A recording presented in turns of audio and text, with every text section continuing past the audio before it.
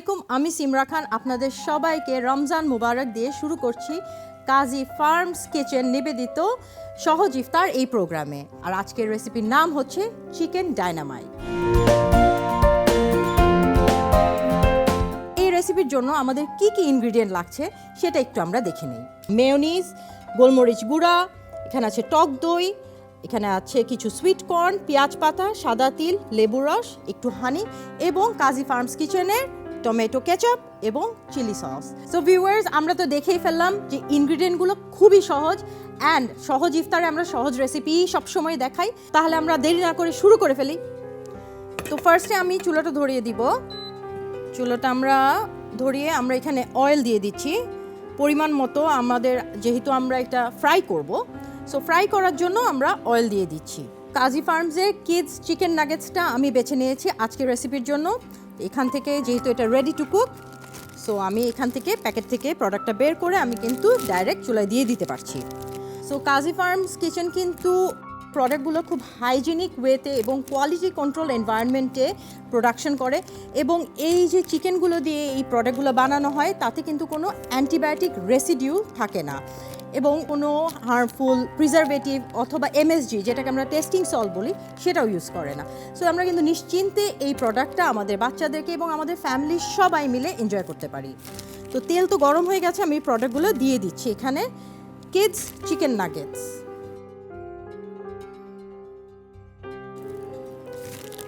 So আমি ফুল প্যাকেটটা use করছি এখানে। ওকে, সো ফ্রাই হতে হতে আমি এর যে ড্রেসিংটা সেটা রেডি করে নিচ্ছি। এখানে টক দই দিচ্ছি আমি হাফ কাপের মতো, সাথে যাবে গোলমরিচ গুঁড়া 1 টিস্পুন পরিমাণ, মেয়োনিজ এখানে যাবে 1 টিস্পুন, 2 টিস্পুন ফুল। সো দইয়ের তুলনায় কিন্তু মেয়োনিজটা আমি কম দিচ্ছি। এখানে সুইট কর্ন দিয়ে দিচ্ছি হাফ কাপের মতো। এরপর এখানে দিব একটু হানি দিব সুইট করার জন্য 1 টেবিল স্পুন ফুল। এখানে আমি হানি ইউজ করছি।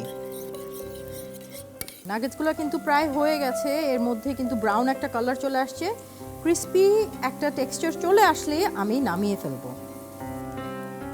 আমি সার্ভিং ডিশটা রেডি করে ফেলি। যেহেতু বাচ্চাদেরকে সার্ভ করছি তাই অবশ্যই আমি একটু ইন্টারেস্টিং করেই সার্ভ করবো। সো আমি এরকম একটি ডিশ নিয়েছি যেটার মধ্যে দুটি কাস্টার্ড বোল আছে। সো কাস্টার্ড বোলটা আমি এখানে রাখছি। সো আমি এখানে গার্নিশ করব হচ্ছে লেটাস দিয়ে। সো এখানে লেটাস আছে, আমি এখান থেকে লেটাস নিয়ে নিচ্ছি।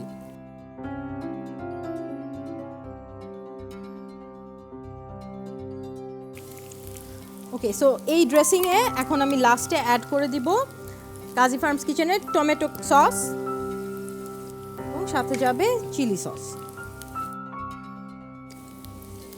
সো চিলি সস আর এই সসটা দেওয়াতে কিন্তু এর ফ্লেভারটা পুরোপুরি ডিফারেন্ট হয়ে গেল, আর একটা লাল সুন্দর একটা কালারও কিন্তু চলে আসছে। আমি চুলাটা অফ করে দিচ্ছি এবং আমি ডিরেক্ট এই নাগেটসগুলো এই ডাইনামাইট সসটাতে ঢেলে দিব।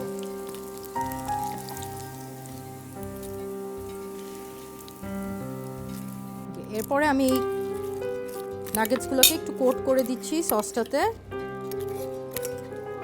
আর সাথে দিয়ে দিব সাদা তিল, আর লাস্টে পেঁয়াজ পাতা দিচ্ছি কিছু। কাপগুলোতে আমি লেটাস দিয়েছি, সেখানে আমি নাগেটসগুলো সার্ভ করব। একটা জিনিস খেতে ভালো তো হবেই, সাথে দেখতেও যদি সুন্দর হয় তাহলে কিন্তু বাচ্চারা খুবই পছন্দ করে। তো নাগেটসগুলো আমি সার্ভ করে দিলাম। এর উপরে আরেকটু গার্নিশ করব সাদা তিল দিয়ে।